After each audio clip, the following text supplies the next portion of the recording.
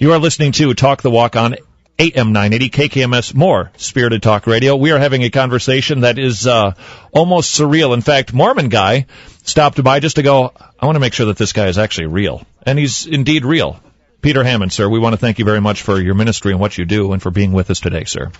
Tonight, he will be in town, 7 o'clock at Elmwood Evangelical Free Church.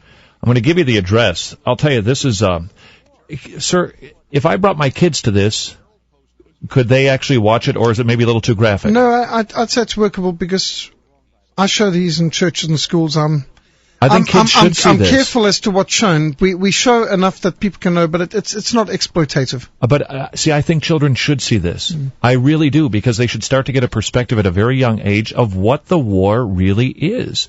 Because the war in our country is really just how quickly can we get a new wing built on the church, and what you are describing to us today. He's the founder of Frontline Fellowship and the newsletter, sir.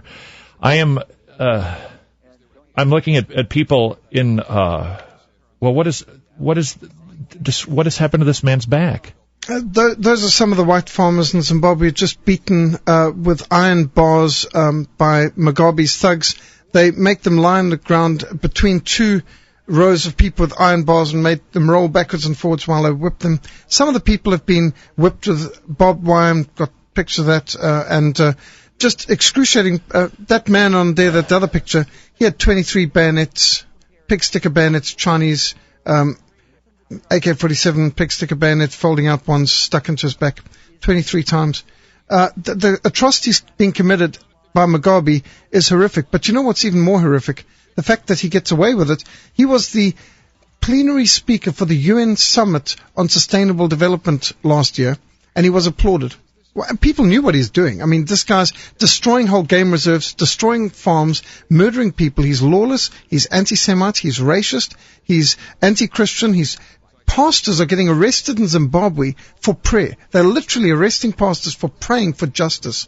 And they're telling pastors to watch out with their prayers, not to pray any political prayers. So you can't even turn to God now and pray without getting arrested.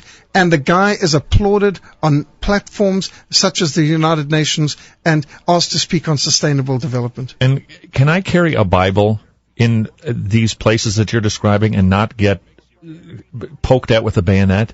Is it safe to even have a Bible?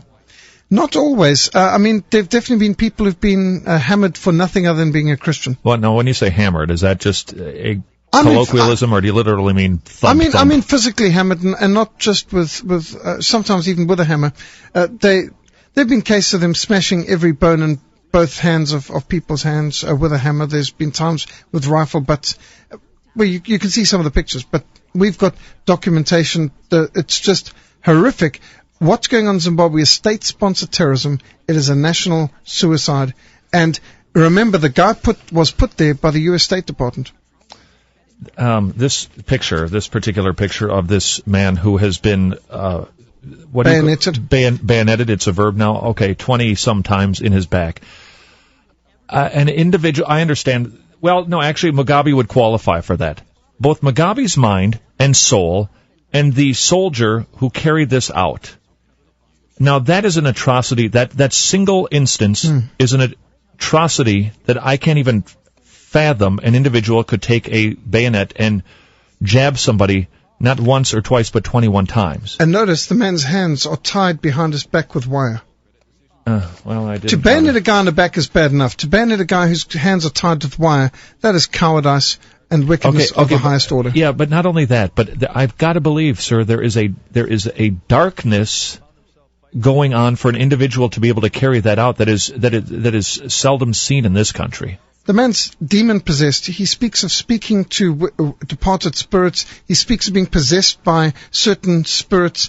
The man literally has, he says he's possessed by the spirit of Moringa, who's a witch doctor who lived a century ago and did some horrific atrocities himself. There's a lot of witchcraft and occultism involved in this. Here's a Marxist who's supported by Libya's Gaddafi, by the way, heavily, who is involved in anti-Christian persecution, and yet he still benefits from American taxpayers' money every year through USAID.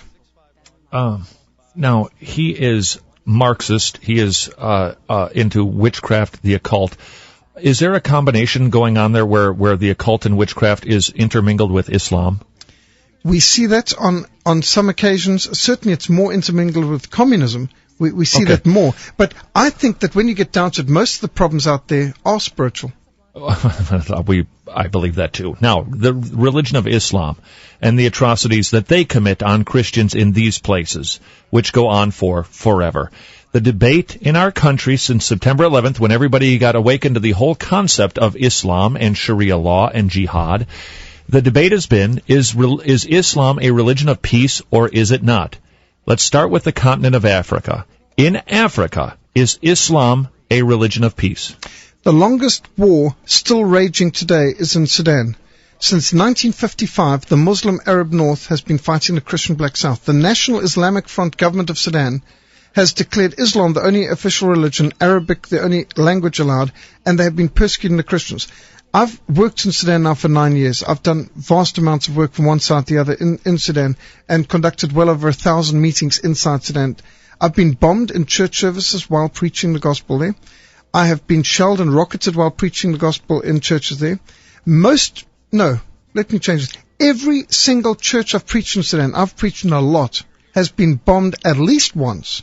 Most have been destroyed at least once. Some have been destroyed 3 times. There's a cathedral in southern Sudan that I've ministered in many a time, the cathedral. It's a birthplace of Christianity in southern Sudan. The first church there, it's been destroyed 3 times by the Arab government. They've destroyed it 3 times, and it's been rebuilt 3 times. There's another church down the road I've worked in a lot, destroyed by helicopter gunships, rebuilt on the same site.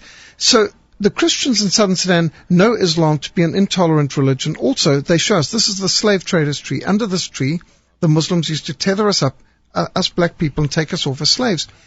When General Charles Gordon was in Sudan as the Governor General in the 1800s, he calculated that 7 out of every 8 black people in Sudan was a slave. 7 out of 8 were slaves in Sudan. Now, you can't tell the people in Sudan that Islam is a peaceful, tolerant religion, because to them Islam is a religion of slavery, it's a religion of aerial bombardments, and it's a religion that forcibly Arabizes their children. Children are being kidnapped, enslaved, forced to speak Arabic, beaten if they don't speak Arabic. They're being taken into concentration camps called Dar el-Islams, peace camps, where they are forcibly made to speak Islam. Now, children who will not speak speak Arabic and learn the Quran, they're forced to stand with a brick in each hand, or a rock, in the sun, and their hands out at right angles. If they sag their arms, they get beaten from behind with a whip. Okay, all right, point made. What about Islam being a religion of peace? Let's leave North America out of this for a moment. Let's leave America out of this. Is Islam a religion of peace in other parts of the globe? Well, I must say, as a mission that works in war zones, I have noticed that Islam is the common denominator of 95% of the wars raging in the world today. If Islam is a peaceful religion, what do you call the Mennonites and the Amish, who are pacifists?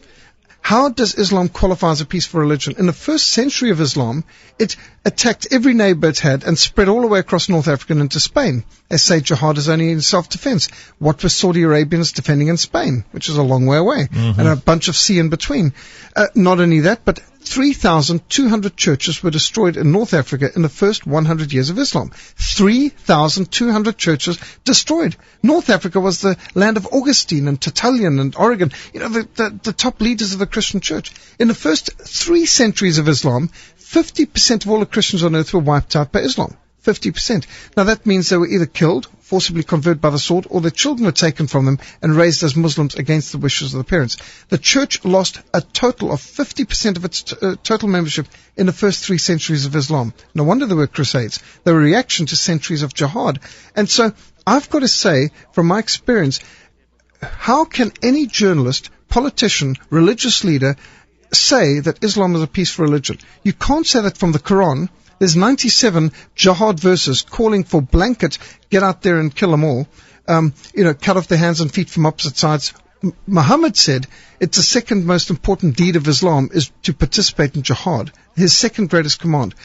Jesus said the second greatest command is to love your neighbor. Okay, hold on. I hate to stop you, but I have to. We've got to take a break. When we come back, then the third question in my trilogy here is, what about Islam being a religion of peace in this country? And then my final question for Peter Hammond today is the gospel of America and the gospel that you preach in Africa. Are they the same? When we come back with Peter Hammond again tonight, 7 o'clock, Elmwood E Free Church. Bring the kids. It's free, and they should see and hear this. We will take a break. Talk the Walk, AM 980, KKMS, more Spirited Talk Radio.